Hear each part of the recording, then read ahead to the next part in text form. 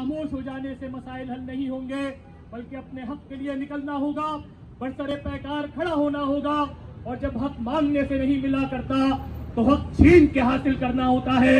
इस्लामी जमीयत तलबा ने यह ऐलान किया है कि हम छीन के हक हासिल करेंगे इंशाअल्लाह। और जो तलबा तहरीक आज पेशावर शहर में प्रेस क्लब से शुरू हुई है, इंशाअल्लाह इस तलबा तहरीक की बाज़गश्त पूरे पाकिस्तान के तालीमी इदारों में सुनाई देगी और पूरे पाकिस्तान के गली कूचों के अंदर ये तलबा तहरीक आगे बढ़ेगी।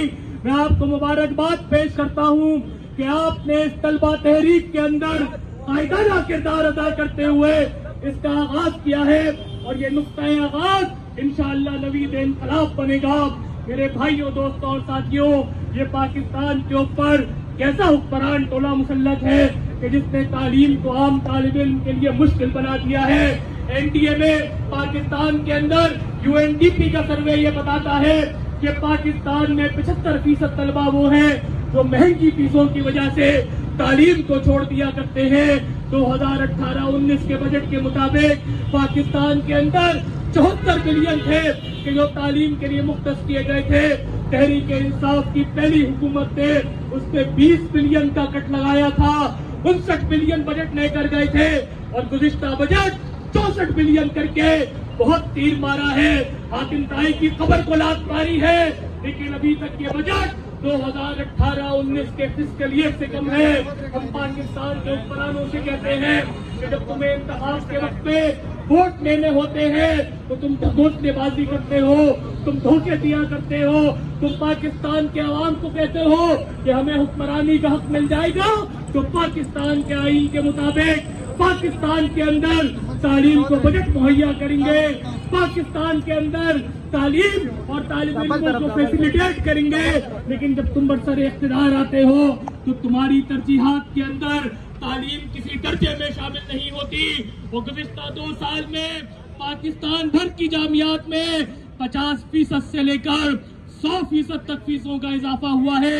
एक आम तालिब इल्म के लिए तालीम को मुश्किल बना दिया गया है, एक आम तालिब इल्म के लिए तालीम को नामुमकिन बना दिया गया है। इस्लामी जमीयत तलबा इस आम तालिब इल्म की आवाज बनकर खड़ी हुई है और आज तो हम बहुत अच्छे अंदाज में, ठंडे मीठे अंदाज में गवर्नर हाउस की गली के कोने पे आके खड़े हुए हैं। लेकिन यहाँ से ये मामला खत्म नहीं हो जाना।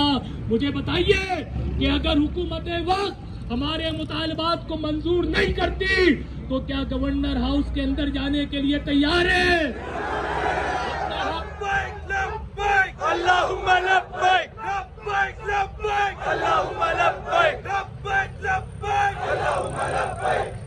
इसलिए हम हुक्मरानों को मुतनब्बे करते हैं कि अगर तालीम को इसका जायज हक नहीं दिया गया, अगर HEC की रिक्वायरमेंट के मुताबिक बजट एलोकेट नहीं किया गया, जो 2020-21 के फिस्कल ईयर में HEC ने 104 बिलियन का बजट मांगा है, ये बजट अगर तुमने नहीं दिया और हमारे तालीमी इदारे और जामियात महफूज नहीं रही तो फिर तुम्हारे महल्लात भी महफूज नहीं रहेंगे इंशाअल्लाह।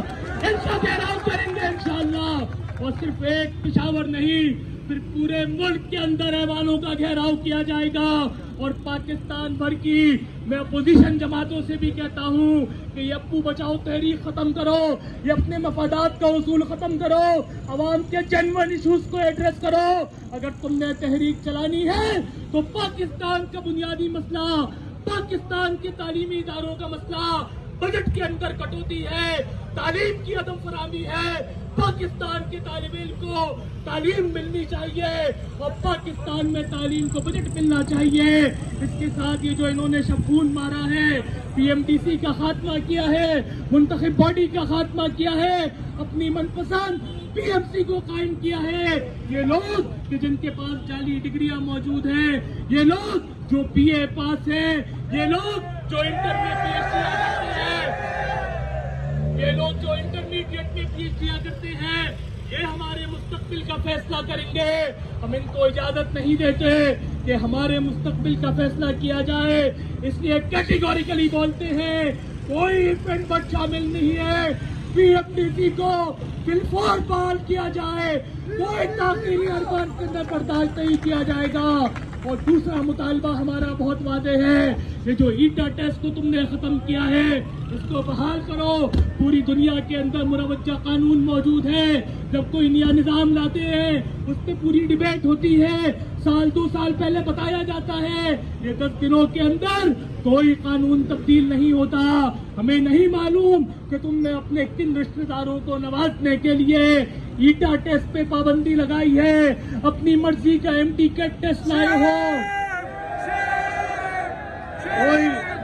کوئی MT کیٹ ٹیسٹ ہمیں قبول نہیں ہے. اور یہ جو ڈاکٹر 5 سال تعلیم حاصل کرتے ہیں, ویسے تو اسلامی جمعیت طلبہ وہ تنظیم ہے کہ جس نے انٹری ٹیسٹ کی مخالفت کی تھی اور یہ بات بتائی تھی کہ یہ پورے نظام تعلیم پر عدم اعتماد ہے. اس وقت ہماری بات نہیں سنی گئی. اب یہ معاملہ آگے بڑھا ہے.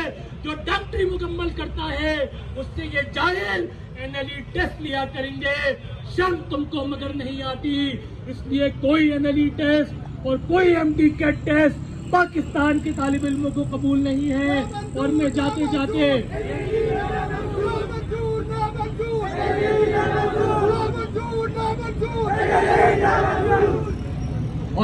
جاتے یہ بات بھی کہہ دوں, صوبہ خیبر پختونخوا کے حکمرانوں کو میں متنبہ کرتا ہوں کہ اب جامعات کو اگر تم نے چوکیداروں سے چلوانے کی کوشش کی تو ہم تمہیں بھی چوکیداری سے ہٹائیں گے انشاءاللہ.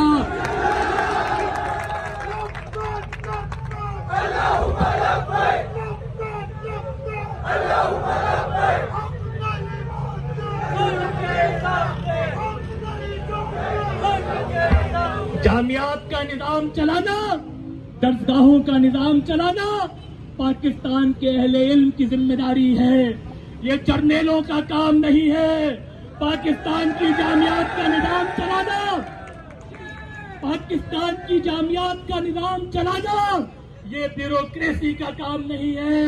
پاکستان کی جامعات کا نظام چلانا یہ چوکیداروں کا کام نہیں ہے. اور اگر تم نے جامعات پہ شب خون مارنے کی کوشش کی تو پھر یاد کرنا کہ پھر یہ سڑکوں کے اوپر پرامن مظاہرے نہیں ہوں گے, پھر تمادم مسکندر ہوگا انشاءاللہ. اور میں صوبہ خیبر کے طلبہ کو یقین دلاتا ہوں کہ اپنی جد و جہد کو جاری رکھے گا.